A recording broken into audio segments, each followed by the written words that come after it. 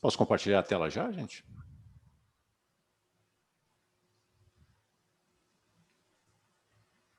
Espera um pouquinho, tá? Deixa eu Tá fazer bom. de novo que você compartilha sua tela quando você começar a apresentar, tá bom? Tá legal.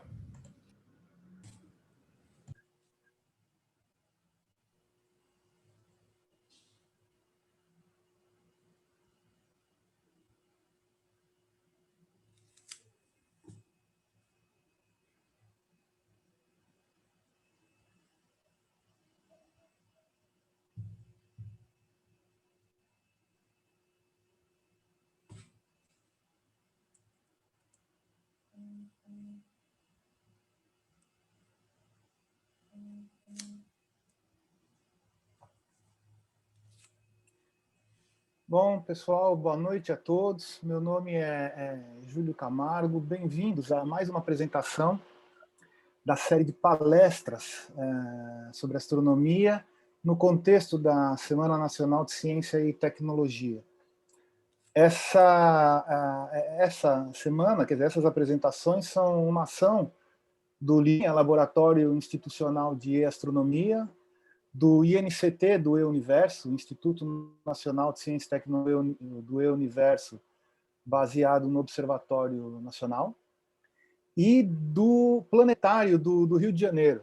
Essa semana nós já tivemos, muitos devem saber, várias apresentações interessantes sobre buracos negros, sobre o sistema solar, e também sobre qual destino nos reservam os astros, né? Todas essas apresentações podem ser vistas a posteriori, né, para aqueles que não puderam assistir. Então, antes de apresentar o título e o nosso palestrante de hoje, eu gostaria de passar a palavra para o diretor de astronomia do Planetário do Rio, Leandro Guedes. Leandro, por favor.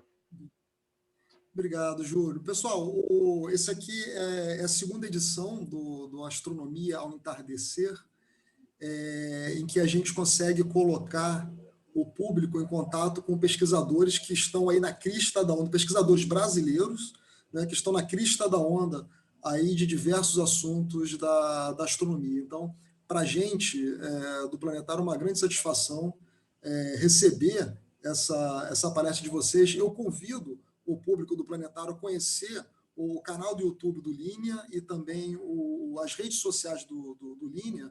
A Juliana, da nossa comunicação, vai colocar o link daqui a pouquinho ali no chat. Tá? E está muito legal, eu recomendo que vocês vejam as palestras que já aconteceram, estejam conosco aí hoje e amanhã. Essa palestra vai ser bem legal. Valeu, Júlio. Você vai continuar aí, né? Obrigado. Bom, então, a apresentação do nosso ilustre palestrante de hoje traz o podcast, e o título da apresentação é Nosso Universo Ilha, só um breve perfil do Adriano, né? Ele é graduado em Física pela Federal do Rio Grande do Sul, é doutor em Ciências, com especialidade em Astrofísica da Universidade, é afiliado ao Linea, e pós-doc do Linea ON pelo INCT do Universo. Ele também tem interesse em populações estelares, galáxia, né? Nuvens de Magalhães, aglomerados estelares e outros assuntos ligados a corpos mais e menos próximos de nós. Adriano, muito obrigado pela participação. A palavra é sua. Obrigado, então, Júlio. Deixa eu compartilhar minha tela. Vocês devem estar vendo a tela de apresentação mesmo, né? Então, obrigado às instituições aí pelo convite e para essa palestra na Semana Nacional de Ciência e Tecnologia de 2020. Então, o que eu vou falar hoje é exatamente sobre isso, né? Sobre o nosso universo ilha, ou a nossa ilha no universo, né? A nossa galáxia. Então, primeiro eu vou abordar de onde a gente parte, né? Qual é o conhecimento que vai estar no fundo para a gente ir adiante, né? Uma coisa bem interessante de por que o céu é escuro à noite, que é uma coisa sobre a qual as pessoas se debatem não só filosoficamente, mas também cientificamente já há bastante tempo, né? Vou abordar algumas maneiras de como que a gente pode determinar qual é a distância até as estrelas, né? E vou passar um pouco, no pequeno tempo que eu tenho aí, de um pouco do conhecimento que a gente tem dessas regiões mais externas da galáxia e as últimas descobertas, assim, o que o pessoal tá ligado. Bom, então, de onde é que a gente parte, né? A gente vai partir primeiramente do Sistema Solar, né? Então, a gente sabe que a Terra é um planeta que orbita o Sol, né? Tem os planetas interiores, Mercúrio, Vênus e os outros planetas, Marte e Júpiter, Saturno, Urano, Netuno. A gente sabe qual é basicamente o nosso lugar no universo, né? Então é daqui que a gente vai partir, né? E depois do Sistema Solar, a gente vai ter os objetos que vão estar mais próximos, né? Vão ser as estrelas, né? Eu parto desse questionamento filosófico que eu acho que é muito interessante, né? Que é o paradoxo da noite escura, né? Se a gente imagina um universo onde esse universo, digamos, está cheio de estrelas, né? Essas estrelas estão se estendendo até o infinito. Então, para cada ponto que eu vou olhar no céu, ele deveria cair numa estrela, né? E aí, então, se cada ponto do céu de dia ou de noite cai numa estrela, então o céu deve brilhar igual de dia ou de noite, né? Então, a gente deveria ter uma noite completamente brilhante, né? E o que a gente tem, na verdade, é uma noite que é escura, né? Isso é semelhante, eu acho que vocês podem ver meu mouse, né? Isso é semelhante, por exemplo, a uma pessoa que está numa floresta, né? E que ela tenta olhar para fora da floresta, né? E se a gente imagina que essa floresta ela é infinita, né? Ela é feita de muitas árvores que se estendem até o longe. Então, cada ponto que ela vai olhar vai cair no tronco de uma árvore, né? Então ela não vai conseguir ver.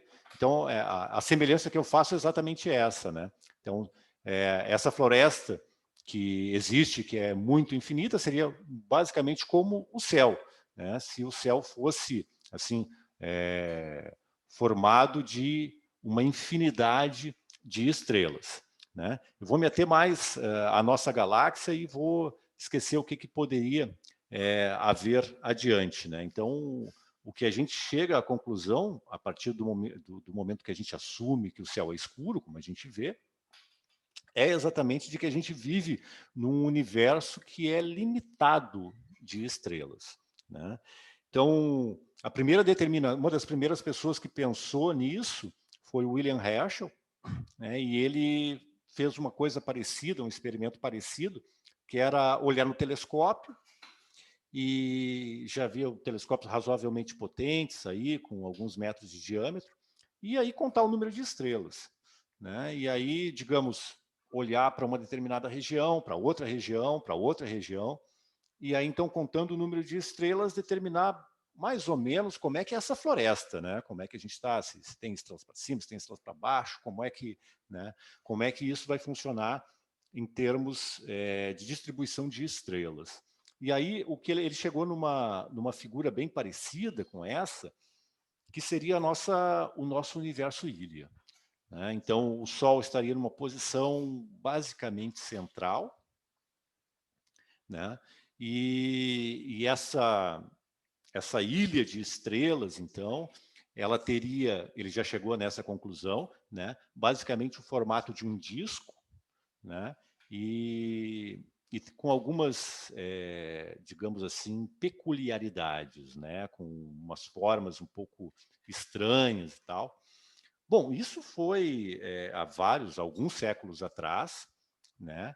E de lá para cá, uma das coisas que ele não levou em conta, por exemplo, é de que há nuvens de poeira que vão obscurecer essa passagem de luz, né? Então, é mais ou menos na nossa analogia com a floresta, como se houvesse uma neblina, né? E que daí, então, a gente não poderia, talvez não estivesse vendo todos os troncos de árvores, exatamente porque tem uma neblina e a gente não consegue ver, né? Então, essa é uma das coisas que foi, assim, digamos, uma descoberta relativamente recente da astronomia, né? Deixa eu ver, eu acho que...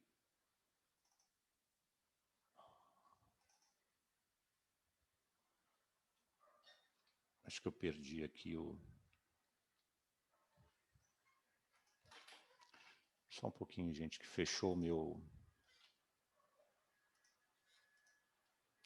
Fechou o meu apresentador aqui.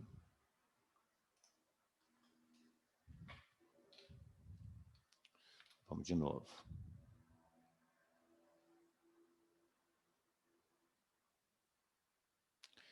Tá?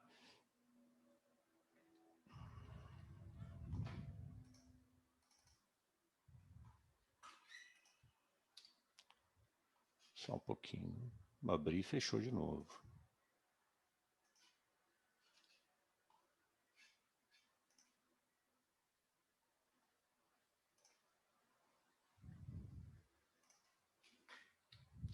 Deixa eu ver se assim fica melhor. Então, voltando, né? Então a gente tem essa distribuição de poeira na galáxia, né? Essas nuvens que podem obscurecer a luz das estrelas, né? Então esse seria um dos fatores pelos quais a gente talvez não visse um número completo de estrelas infinitas, né? Aqui eu trago, por exemplo, uma dessas nuvens, a Barnard 68, né? Que ela obscurece a luz das estrelas. A gente pode ver que aqui que a gente não consegue ver nenhuma estrela, aqui a gente consegue ver parcialmente. É interessante também mostrar que essas estrelas aqui elas ficam mais vermelhas, né? Por causa dessa poeira, né?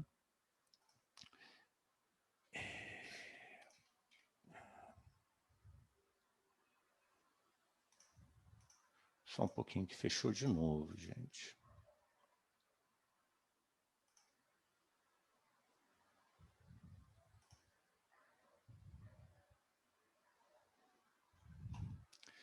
Deixa eu tentar aqui fechar um pouco de coisas, talvez seja...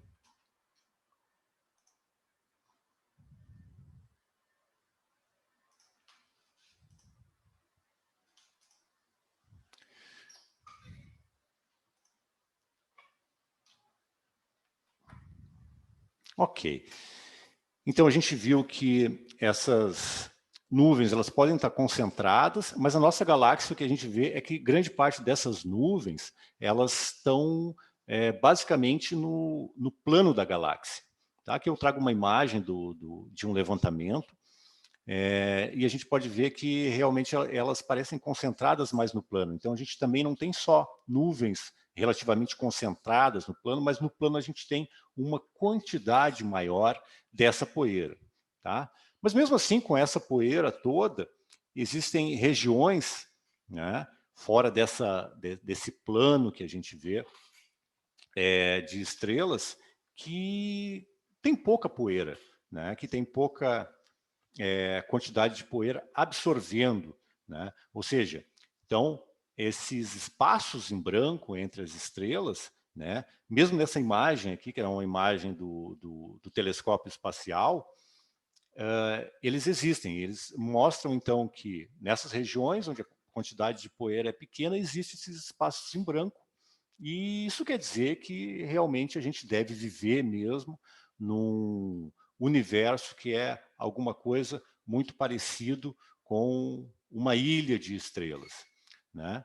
Então, isso, naquela analogia que a gente estava falando, pode ser comparado com uma floresta que não é muito grande, né? Se você consegue ver a parte de fora, né? Se tem algumas linhas divisadas que caem fora dos troncos de árvore, então a gente não vai ter uma floresta muito grande, né? E aí, então, essa ilha de estrelas, né, foi denominada Via Láctea, né, pela maneira como a luz das estrelas parece um leite, né? Mas aí a gente se pergunta, embora a gente esteja dentro dessa ilha de estrelas, de que maneira a gente pode medir a distância que nós estamos das estrelas, pelo menos as estrelas mais próximas, né? Uma maneira muito simples de estimar as distâncias até as estrelas é baseado nesse experimento que a gente faz, que é a paralaxe, né? Se eu estico o meu dedo assim e olho para um objeto com o olho aberto, depois olho para o mesmo dedo com o outro olho aberto, então vai parecer que o dedo da gente acaba se deslocando, né? Então aqui eu tenho uma foto que eu tirei aqui da janela, com o olho esquerdo aberto e com o olho direito. Então o que a gente está vendo é exatamente isso, né? O dedo parece que está se movendo angularmente, assim, né? Formando um ângulo diferente em relação ao que está no fundo, né? Utilizando isso, né? Sabendo a distância entre os meus dois olhos e sabendo que o fundo está muito distante, eu posso estimar qual é a distância que o meu dedo se encontra de mim. Obviamente que, né, eu não vou fazer isso para estimar a distância do meu dedo, já que eu posso pegar uma trena e, por exemplo, medir essa distância, né? Mas existem coisas que a gente quer medir, que obviamente a gente não vai poder pegar uma trena, né? Por exemplo, as estrelas mais distantes, né? A gente vai utilizar os objetos muito mais distantes no fundo, e aí a gente vai, né, fazer a mesma coisa, basicamente, que a gente faria fechando um olho e abrindo o outro, só que, claro, que numa escala astronômica. Então, aqui está representado o Sol, aqui está representada a órbita da Terra, e aí aqui, então, a Terra no ponto A, e 6 meses depois, meio ano, né, porque a Terra vai levar um ano para dar uma volta em torno do Sol. Lá no ponto B, esses dois instantes, né, funcionando mais ou menos como o nosso olho, né, abre um ou abre outro, né? Então, no ponto A aqui, a gente pode ver que essa estrelinha E, ela vai estar mais perto dessa estrelinha laranja, dessa estrelinha vermelha, né? E 6 meses depois, essa estrelinha E, que está mais próxima, ela vai estar mais perto dessa outra estrela aqui, né? Então, o que a gente vai ver é basicamente que essa estrela que está mais próxima, ela vai ficar assim, ora numa direção, e 6 meses depois parece que está numa outra direção. Se a gente levar em conta que todas as estrelas que estão atrás dela, digamos assim, ou mais distantes, estão muito, muito, muito distantes, né? E é realmente isso que a gente vê, por exemplo, essa foto aqui, né, foi tomada em 2 instantes, um na Terra e outro pela sonda New Horizons, que estava além da órbita de Netuno. Então, a gente pode ver como essa estrela aqui, que é a Alpha Centauri, que é a estrela mais próxima de nós, faz esse... né, se a gente está na Terra, ela está numa posição em relação às estrelas do fundo, e se a gente está, no caso, a New Horizons está muito distante, né, ela vai estar numa outra direção em relação às estrelas de fundo, né? Então, isso é uma coisa que já é conhecida há bastante tempo, né, e a gente chama de paralaxe, né? E ela foi utilizada aí para fazer medidas dentro do sistema solar, nos tempos modernos, aí, por Cassini e Richter, né, lá em 1672. Né, então, aqui a gente tem uma representação de mais ou menos como foi essa medida. Então, o Richter viajou um ano antes, né, em 1672, lá na Guiana Francesa, e o Cassini ficou lá no observatório em Paris, né, e fez essas medidas, ou seja, olhou para Marte, né, o Richter tomou a medida, claro que não existia foto na época ainda, né, mas aí ele tomou a medida da posição de Marte no céu num determinado dia, e Cassini também no mesmo dia, e depois que eles se juntaram, eles compararam, e eles chegaram, através da medida desse ângulo, né, de que Marte estava em relação às estrelas distantes, a uma medida de 87 milhões de quilômetros, e hoje a gente sabe que, na verdade, a medida era de 93 milhões de quilômetros, né? Eles chegaram na medida errada? Claro que não, né? Eles chegaram na medida muito próxima da medida verdadeira, né? Claro que aqui a gente está falando de medidas dentro do sistema solar, né? E se a gente está falando de medidas em relação às estrelas mais próximas, a gente vai falar não de... Vai pegar aqui como uma baseline, né? uma base, não a distância dentro do planeta, mas uma distância muito maior, porque, obviamente, os objetos estão muito mais distantes, né? Então, esse ângulo pequeno aqui que eles mediram foi de 14 segundos de arco, né? Lembrando que um grau vai ter 60 minutos, e cada minuto vai ter 60 segundos, então um grau tem 3.600 segundos, né? E aí, então, o que eu quero dizer com isso é que essas medidas de distância das estrelas são muito menores, né? E aí a primeira tentativa de medida de paralaxe estelar né? Foi feita por Bradley aí em 1729, bastante tempo depois. Ele não foi muito, ou não foi nada, não teve sucesso em tentar fazer essa medida, né? E a estrela mais próxima tem aí em torno de 1 segundo de arco, né? E quanto que é 1 segundo de arco, né? É basicamente o diâmetro da moeda de R$1, né? Então, a moeda de R$1 vai ter um tamanho de 1 segundo se ela tiver a 5,3 quilômetros, né? Ou seja, a gente não vai enxergar muita coisa, né? Se é 5,3 quilômetros a olho nu, você mal consegue enxergar a pessoa que dirá a moeda de R$1, né? Então, essa medida, né, de 1 segundo de arco, né, que vai ser o quanto aquela estrela que a gente vai estar medindo vai ficar de uma posição para outra, deu origem a uma medida chamada parsec, que vem da tradução, vem da expressão, né, parallax arcsecond, né, e ela vai equivaler aí em torno de 31 trilhões de quilômetros ou 3 anos-luz. Né? A primeira medida com sucesso foi feita um tempo depois, aí em 1838, por Bessel. Né? Historicamente é muito interessante, né? Porque, obviamente, se tu quer medir, essa paralaxe, tu quer medir a estrela que esteja mais próxima. Né? Então, tu deveria pegar a estrela mais brilhante do céu, se ela estiver mais próxima e tal. Mas ele pegou uma estrela que não estava tão próxima assim e conseguiu uma medida de 0,28 segundos de arco, né? A estrela mais próxima é Alpha Centauri, que tem aí 0,75, 0,76 segundos de arco. Ok, mudou, não deu problema. Então, aí em 1989 foi lançado esse telescópio espacial, que é o Hipparcos, né, para fazer essas medidas de paralaxe, de estrelas, né?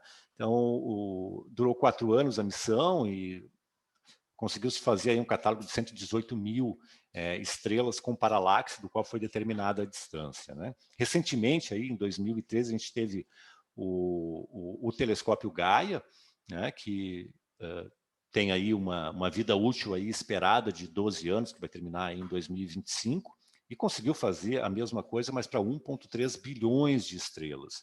Né? Essa precisão do Gaia foi muito maior do que do Hipparcos. Né? Eu trago aqui uma representação aqui a gente estava falando de uma precisão de 0,001 segundos de arco, ou seja, 1 milésimo de segundo de arco. O que equivale a 1 milésimo de segundo de arco? Né? 1 milésimo de segundo de arco equivale ao ângulo de um fio de cabelo de uma pessoa que está no Cristo Redentor visto lá de Niterói. Então, é uma medida angular muito, muito pequena. Né? Se a gente tomar aí como 7 vezes 10 na menos 5 metros, né, o diâmetro do fio de cabelo, e for observar esse fio de cabelo a 14 quilômetros, a gente vai ter basicamente a precisão com que esse telescópio Gaia conseguiu fazer essa medida.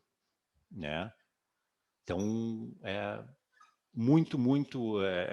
representa assim um grande passo em termos de tecnologia. Né?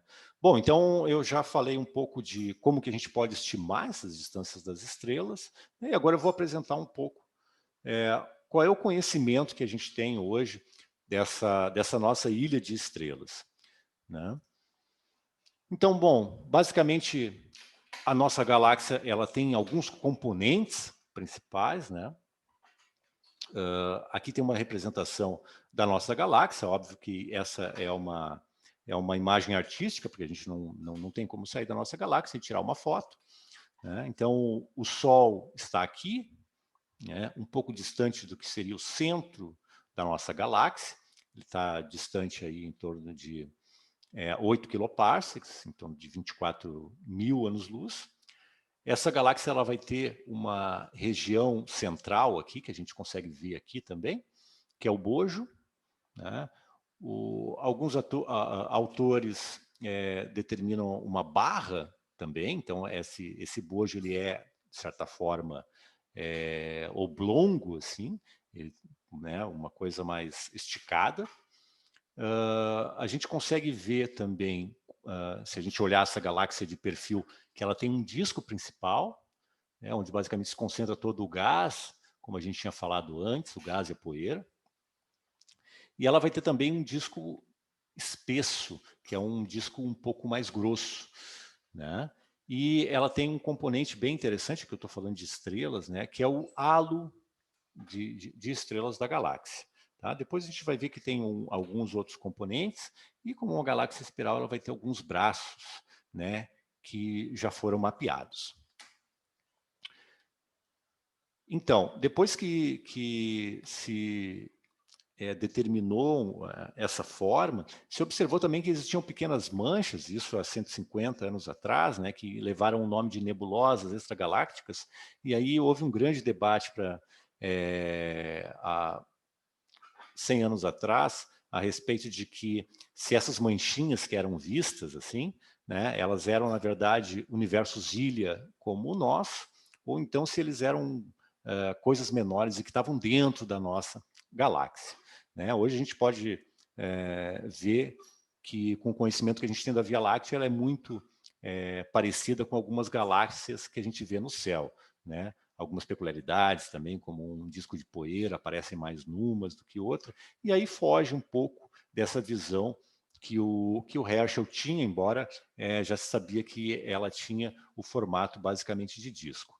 Próximo da nossa galáxia, a gente tem uma galáxia que também é bem parecida com a gente, com a nossa galáxia, né? Não parecida com a gente, mas que tem aí basicamente a mesma massa, né? E está distante aí 2,2 milhões de quilômetros.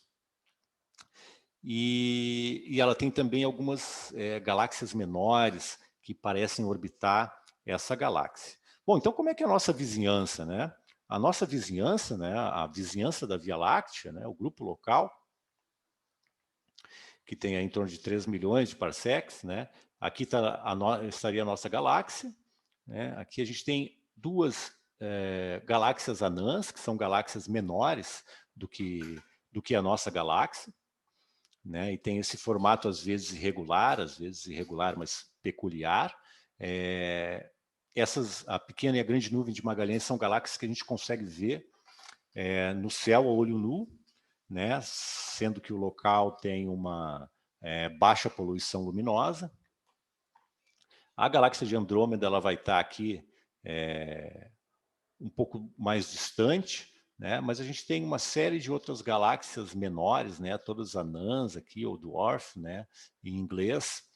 E, na verdade, embora a gente veja isso, elas estejam distantes, né, a gente vai ver que, na verdade, o que está acontecendo nessas regiões mais externas é uma grande interação, é algo como se fosse assim, uma guerra no céu, né, um campo de batalha, né, no halo da galáxia, que é essa parte mais externa. Né. Então, uma das coisas mais interessantes no último trabalho que a gente publicou foi o seguinte, né? Aqui então a gente tinha falado do halo de estrelas que a nossa galáxia tem, né? E a nossa galáxia tem um halo, a galáxia mais próxima, a galáxia de Andrômeda, tem um halo também.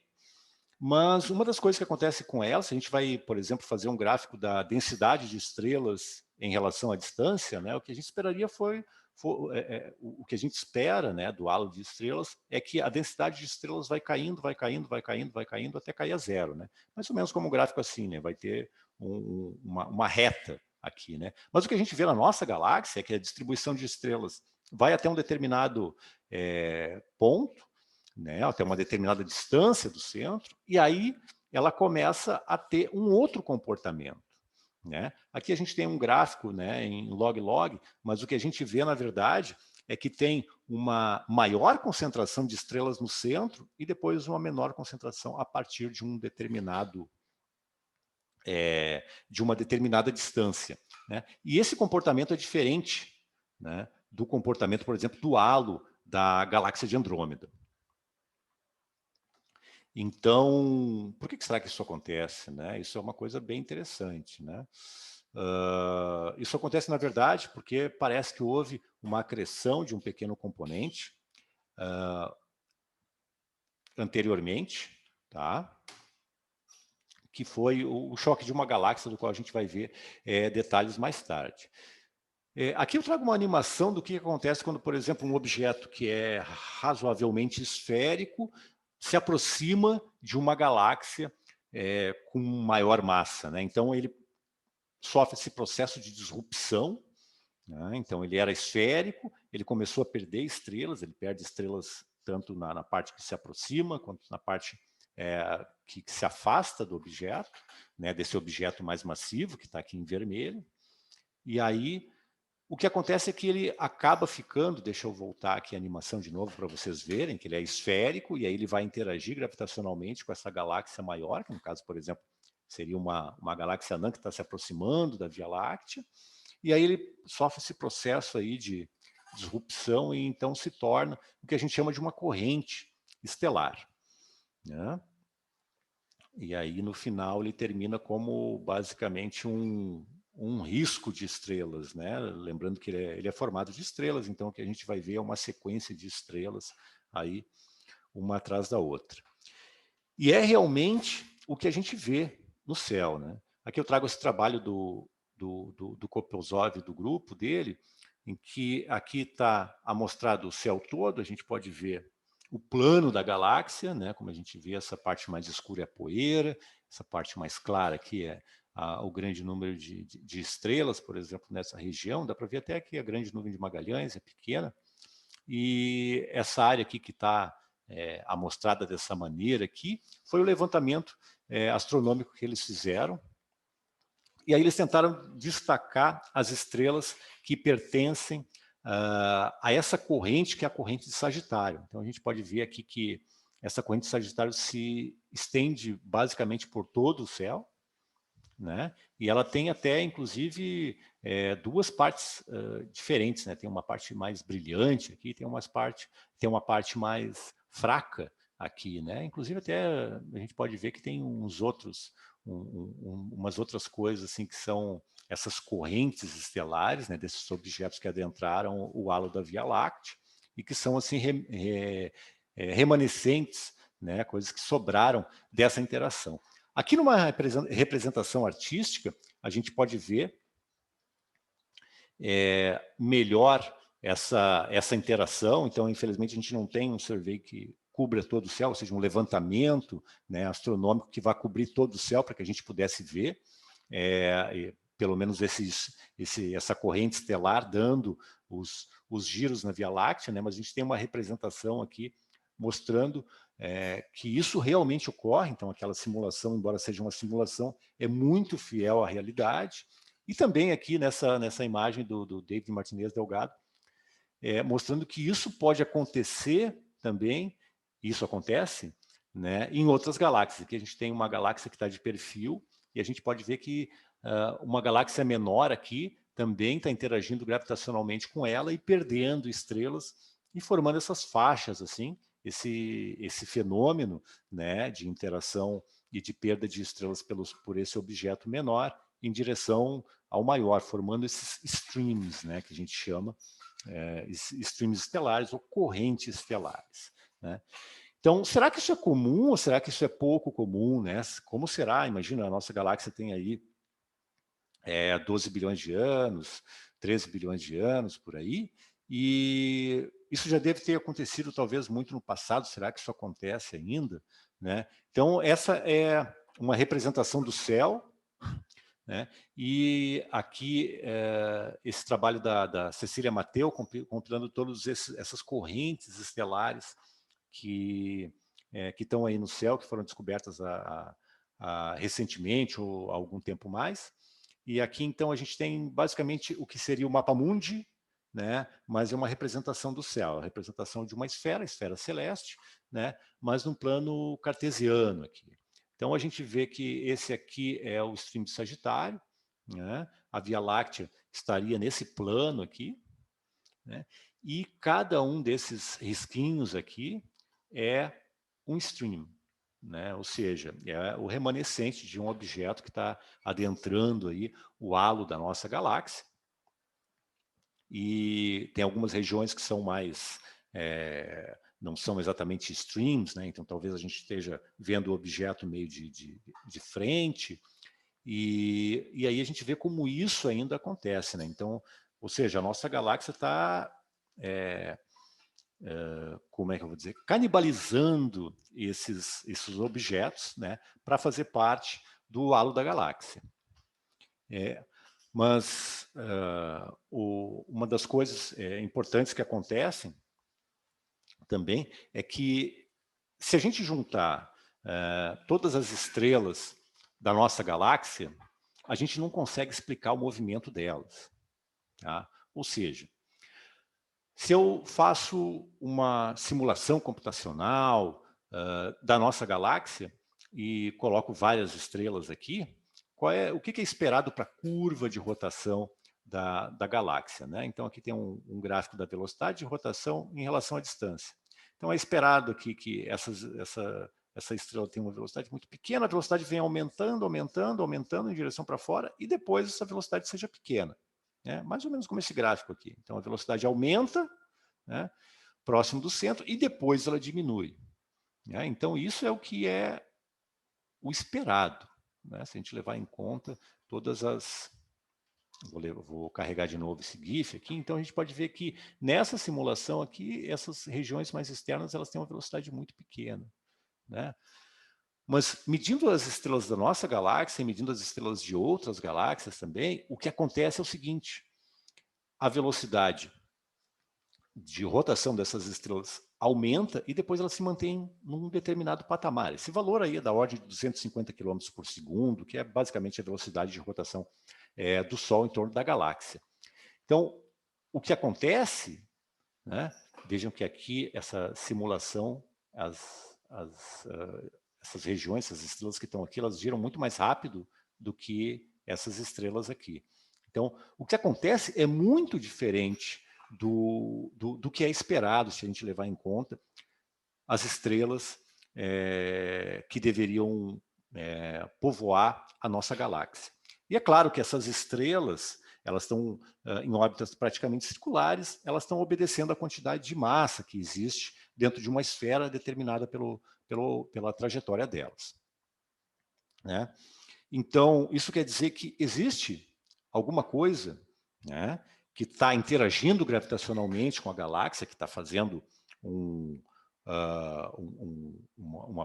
puxão gravitacional, né, mas que não está interagindo com a luz das estrelas, né? Então, é algo que não é brilhante, né, mas que só é detectado por essa interação gravitacional que essas estrelas fazem, né? E esse objeto, ele não brilha, né, ele não absorve luz, ele absorve muito pouca luz, ele não emite radiação eletromagnética, nem no infravermelho, nem no ultravioleta, né? Pelo menos não que tenha sido detectada até então, né?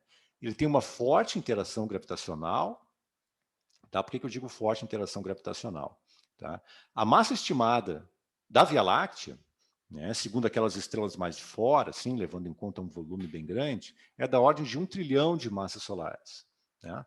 A massa da Via Láctea em estrelas, esse é o resultado, por exemplo, de um estudo que eu fiz comparando modelos de populações estelares com dados da Via Láctea, é em torno de 70 bilhões de massas solares. Ou seja, 7% da massa da Via Láctea a gente consegue explicar como formada por estrelas, né? Aí vocês vão dizer, mas tem planetas também, tem gás e tal. Geralmente o gás faz uma pequena porcentagem, o gás e poeira, né, eles fazem uma pequena porcentagem da quantidade de estrelas numa galáxia, então essas quantidades aí não vão superar 8%, né?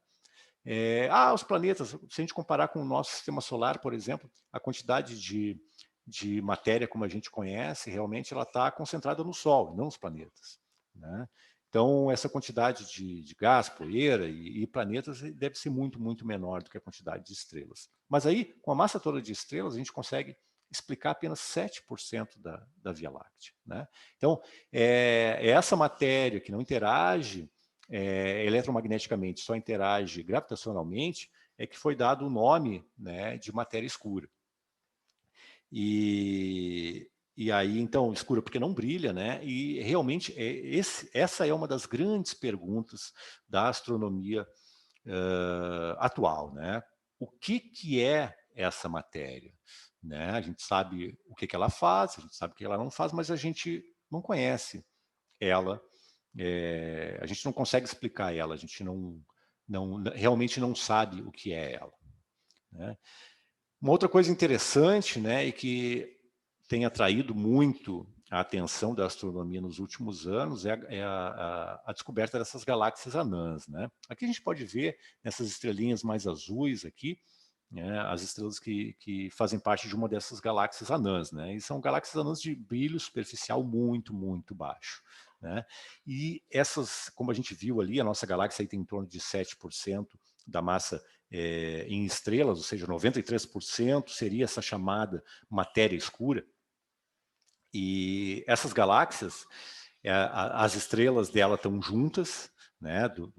Elas têm uma população aí de vários bilhões de anos que se mantiveram juntas.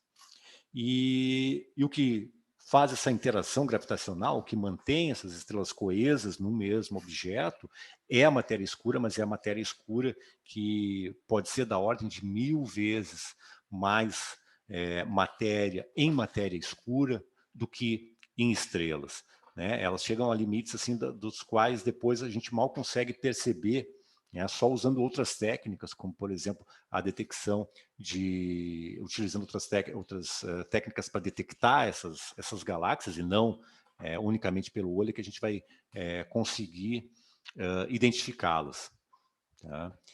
E também elas são um dos grandes... Elas também sofrem esse processo de disrupção aqui, né? E elas também vão poder gerar streams mais tarde, né? Como a própria galáxia anã de Sagitário, tá? Uma das outras... É interessante como a gente consegue fazer descobrir coisas que aconteceram na nossa galáxia há bastante tempo atrás, né? Então, o que a gente espera, por exemplo, uma galáxia parecida com a nossa, né, é que as estrelas que estão no disco, como a gente viu lá, né, as estrelas estão praticamente rodando num plano, né? Elas estão descrevendo uma órbita ali muito próxima do circular, né, basicamente como o Sol, né? E as outras estrelas que estão no halo, elas estão com uma órbita que não tão circular assim, né? Então, nesse trabalho aqui, que o pessoal juntou 7 milhões de estrelas do Gaia, então eles conseguiram separar essas estrelas do disco, né? Aqui eu tenho movimento circular, aqui eu tenho movimento radial, então eles conseguiram separar essas estrelas que são basicamente do disco, mas sobrou uma outra população de estrelas, né, que praticamente não tem movimento circular, né? Isso quer dizer que elas estão indo em direção ao centro, né? Então elas estão basicamente nesse movimento aqui, indo em direção ao centro e voltando, né? Numa direção, noutra direção, elas estão sempre com uma órbita muito elíptica, né? Muito excêntrica, né? E aí forma aqui nesse diagrama aqui uma espécie de salsicha, né? Uma coisa assim elongada, né? E aí deu o nome inicialmente de galáxia salsicha, né? E eles conseguiram separar essas estrelas, porque elas têm uma quantidade de compostos químicos bem definido, e eles conseguiram ver que elas ficam inclinadas em relação ao plano da galáxia, mais ou menos como se elas tivessem colidido com a Via Láctea num ângulo inclinado, né, como se fosse uma galáxia em forma de disco que colidiu com a galáxia, com a nossa galáxia, e aí então se consegue ainda pegar evidências de que isso ocorreu, e isso parece ter ocorrido aí há 10 bilhões de anos atrás, e quando essa galáxia que colidiu com a Via Láctea tinha aí em torno de 40% até da massa da nossa galáxia. Eu não podia deixar de citar também, né, o buraco negro central, então mapeando estrelas desde 1995, e isso deu o prêmio Nobel, né, para Andrea Ghez e para o Reinhard Genzel. Então eles estudaram essas estrelas mais que estão orbitando aí uma coisa que a gente não consegue ver, que é o buraco negro central da Via Láctea, que tem aí estimado em torno de 4 milhões de massas solares, né? E aí, então, esse é um trabalho de longo tempo, né? E e que eles puderam ver essas estrelas orbitando um local que a gente não consegue ver nenhuma estrela lá, e que se supõe ser um buraco negro, né? Então, acho que o meu último slide, uma das no último slide aqui eu trago essa esperança do futuro aqui, né? Que é o LSST, que é um levantamento astronômico aí que vai começar a partir do ano que vem e que vai mapear grande parte do céu, pelo menos todo o hemisfério sul vai ser mapeado por ele. Mais ainda um pedaço do hemisfério norte ainda, junto do plano galáctico também. E aí a gente espera poder observar coisas mais profundas no halo da galáxia, né? E é um survey que vai trabalhar aí durante 10 anos, então é realmente o futuro, e não é para amanhã, né? É para um tempo bem grande. Então trago aqui algumas referências para quem quiser saber um pouco mais. E agora a gente tem um tempo aí para conversar um pouco, para responder algumas perguntas aí do público. Quero agradecer de novo a presença e a oportunidade.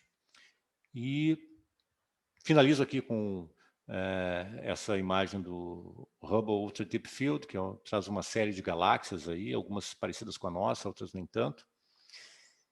Então, termino aqui a apresentação. Obrigado, gente.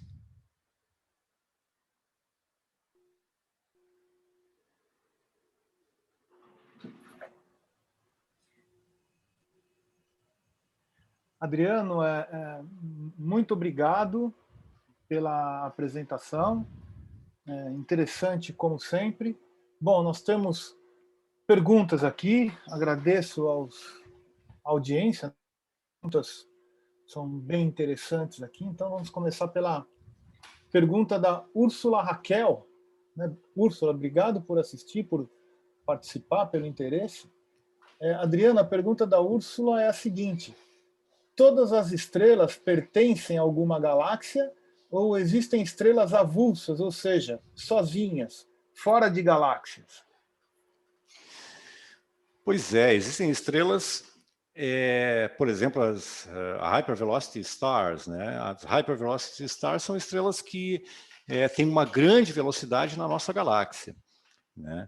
Então, se elas agora pertencem à nossa galáxia, mais tarde elas não vão pertencer, né? Porque a velocidade delas é maior do que a velocidade de escape da nossa galáxia, né? Então, certamente as estrelas pertenceram a alguma galáxia no nascimento, né? Porque, segundo o modelo que nós temos hoje, as estrelas se formam a partir do colapso de uma grande nuvem de gás, né? Uma nuvem molecular. Então, quando essa nuvem colapsa, ela forma várias estrelas, né? E essas estrelas, elas devem se formar, e aí elas vão ficar juntas ou não, dependendo de uma série de fatores, né? Mas as estrelas elas se formam não solitárias assim, né? Então, se aquele objeto pertence a uma galáxia, ele vai fazer parte de uma galáxia. É interessante, só complementando, qual é a definição de galáxia, né? Que a gente tem hoje, né? Então, é um assunto ainda meio obscuro, porque não tem um consenso na comunidade astronômica, né? Mas uma das coisas interessantes que se propôs é que, se o objeto tem matéria escura, né, ele deve ser uma galáxia, né? Se o objeto não tem matéria escura, como, por exemplo, alguns aglomerados estelares não têm matéria escura, ou não tem uma grande quantidade de matéria escura, ele é simplesmente um aglomerado e ele pode estar distante de uma galáxia. Acho que eu respondi razoavelmente.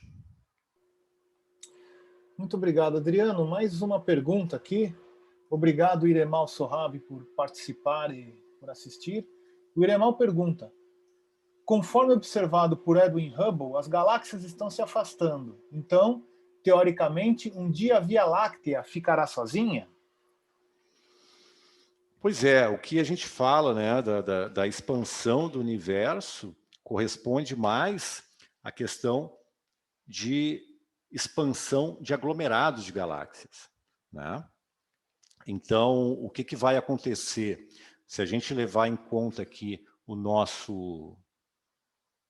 Deixa eu ver se eu consigo voltar aqui. Se a gente levar o nosso grupo local de galáxias aqui, né, o que eu imagino que vai acontecer? Né? Eles não vão expandir e abrir o espaço entre elas, né? Porque tem uma interação gravitacional, por exemplo, entre as galáxias mais próximas aqui. O que vai acontecer é que certamente elas vão interagir e formar um objeto maior, né? E aí, então, como a gente está vendo, né, já tem essa interação gravitacional, mas essa expansão do universo ela vai acontecer entre aglomerados de galáxias, né, e não entre galáxias de um mesmo aglomerado, por exemplo, porque a interação gravitacional é maior, né, do que essa expansão do universo. Muito bem, muito obrigado. Adriano, mais uma pergunta agora da Judite Casanova. Judite, obrigado a você também por assistir e por interagir conosco. Judite pergunta, pode acontecer de galáxias próximas se fundirem? Sim, pode acontecer. Certamente foi isso que aconteceu, por exemplo, com a nossa galáxia aqui, né?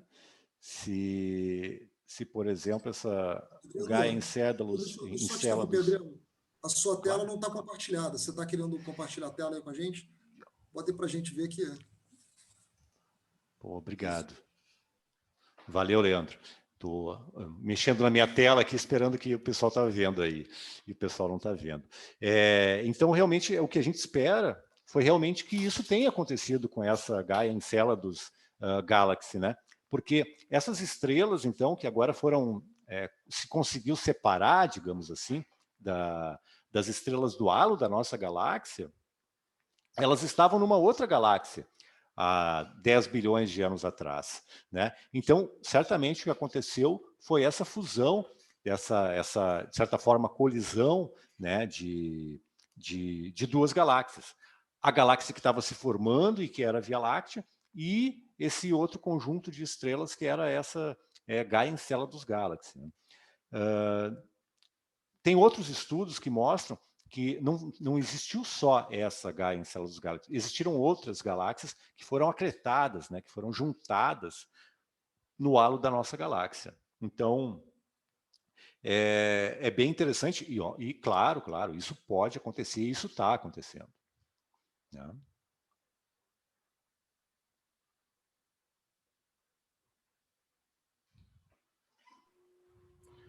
Muito bem, Adriano, obrigado. Adriano, uma pergunta agora de 666, o Capeta. Essa deve ser perigosa. Ele pergunta, os braços da galáxia podem se enrolar até ficarem juntinhos, colados uns nos outros? 666, obrigado pela participação e pela pergunta. Pois então, o que a gente imagina por exemplo, se a gente olha a classificação de galáxias do Hubble, a gente vê que existem galáxias que têm esses braços bem enrolados. Né? A teoria que a gente tem para os braços da galáxia é que eles, na verdade, são ondas de densidade, né? E que eles não se enrolariam assim tão facilmente no decurso de apenas alguns bilhões de anos. Né? Mas, assim como a gente vê algumas galáxias que têm os braços bem enrolados, sim, isso pode acontecer. Muito bem. Adriana, agora uma pergunta de Ana Lima. Ana, obrigado. Ana pergunta, existe algum processo científico que capture o máximo de informação possível da radiação cósmica de fundo, já que essa radiação revela muito da estrutura da Via Láctea e do começo do universo?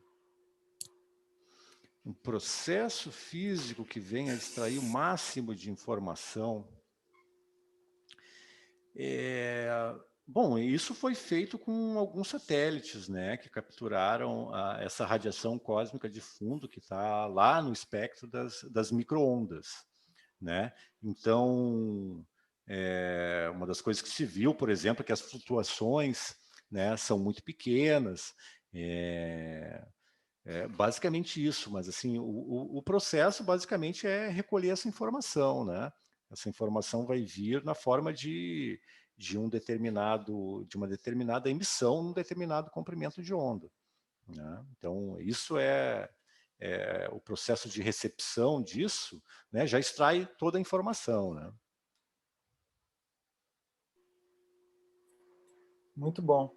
Olha, agora nós temos uma pergunta de Raíssa Guerra. Eu vou citar a pergunta. Raíssa, muito obrigado por participar. E vou pedir, Raíssa, que você compareça à palestra de amanhã da professora, da doutora Mariana Pena Lima, que vai falar sobre questões cosmológicas atuais, e repita essa pergunta lá. Eu acho que vai ficar muito melhor colocada. De toda maneira, eu comento, só para não deixar passar, eu faço a pergunta aqui. Os áxions seriam fortes candidatos a componente base da matéria escura?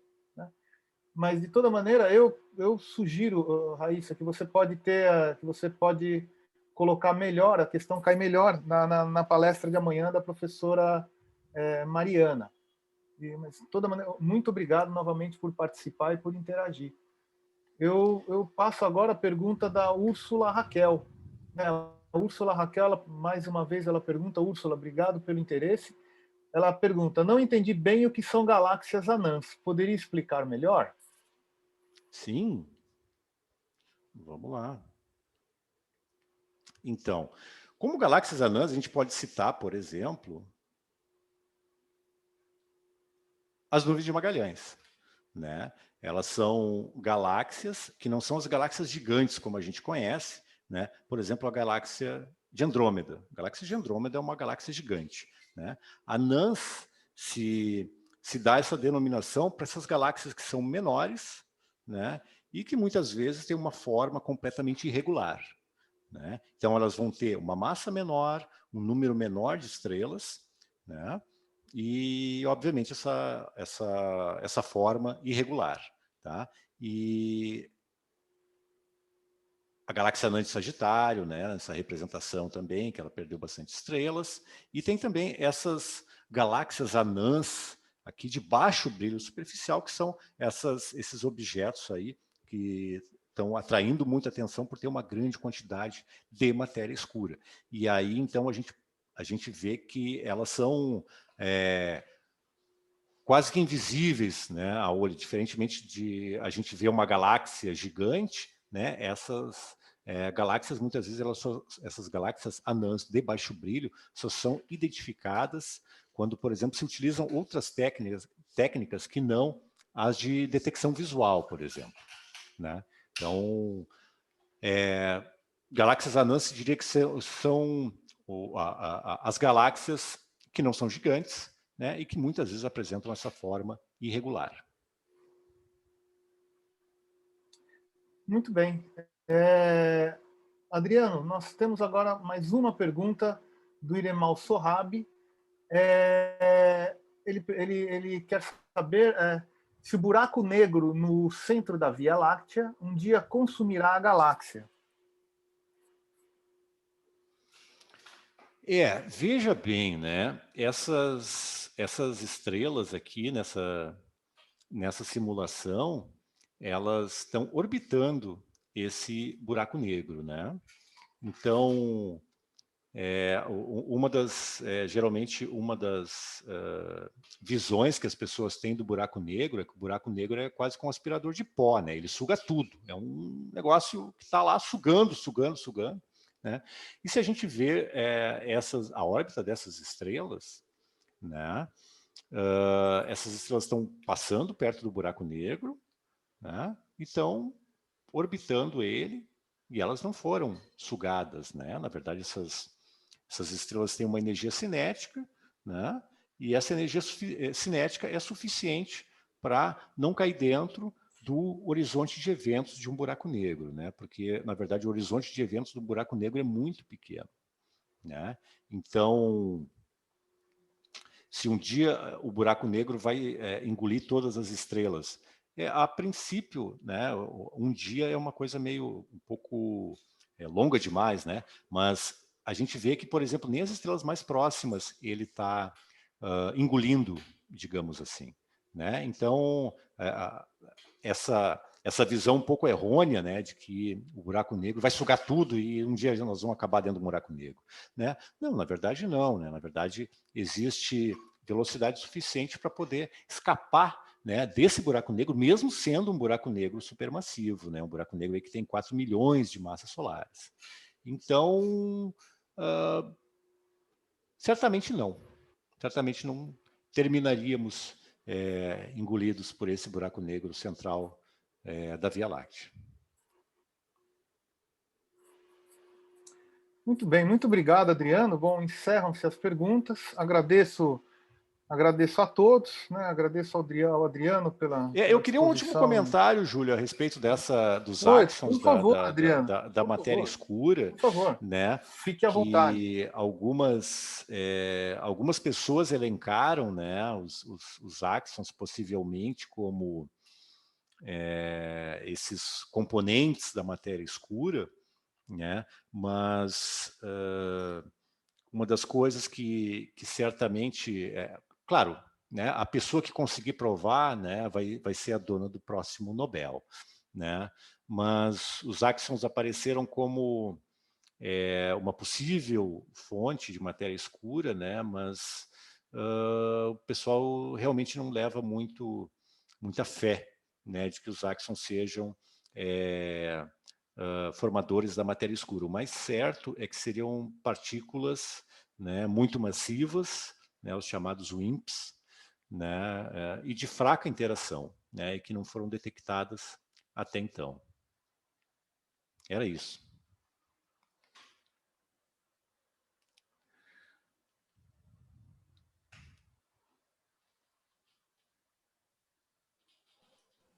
Muito legal, Adriano. Júlio, seu microfone está mutado. Sei, eu tentei desmutá-lo e ele mutou-se sozinho. Adriano, na verdade, mais uma pergunta que surgiu aqui de última hora do nosso colega Iremal Sorrabi. Ele pergunta: Andrômeda é a galáxia mais próxima, mas qual é a galáxia mais distante? Pois é, Andrômeda não é... Se a gente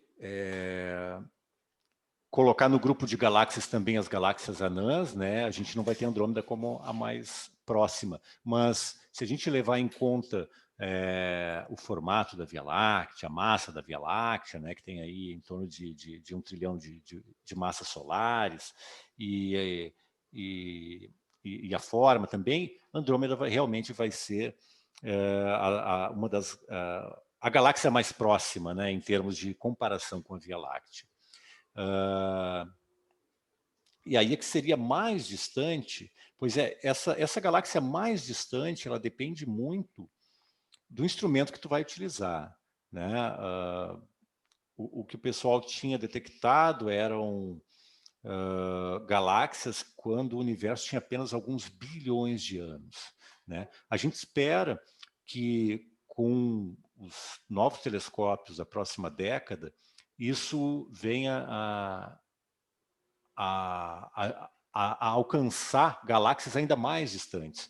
Mas as galáxias mais distantes, elas são observadas quando o universo tinha apenas alguns bilhões de anos. E isso muda muito, digamos, a cada ano é batido um novo recorde, né, dessas galáxias mais distantes. Mas aí é coisa entre 10 bilhões de anos, por aí, que são 10 bilhões, no caso de anos-luz, né, as galáxias mais distantes, observadas.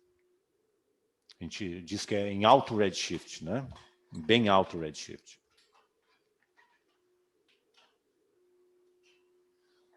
Essa certamente é uma boa pergunta para amanhã, né? Para Mariana, né? Porque já vai bem mais na área dela do que para minha, né? Mas valeu pela participação. As perguntas já meio que mostraram como é que essas áreas aí são parecidas, né, cara? Sim, sim, tem uma sobreposição assim, de conhecimento. Por satisfazer um pouco da curiosidade. E obrigado já por satisfazer um pouco da curiosidade da Raíssa também. Então, bom, Adriano, novamente agradeço a você, agradeço a todos que nos assistiram e, né, eu faço o lembrete de que amanhã temos a última palestra da semana, né, que é intitulada Questões Cosmológicas Atuais, da doutora Mariana Pena Lima. Né? Então, bom, nos vemos amanhã às 19 horas novamente. Muito obrigado, Adriano, muito obrigado a todos e até. Agradeço, pessoal, e as Agradeço perguntas também. Valeu, gente. Obrigado, Adriano. Obrigado aí. Obrigado mesmo, cara, pela palestra maravilhosa aí, por ter deixado esse registro aí pra gente aqui no YouTube. Muito legal. Valeu, valeu. Valeu, galera.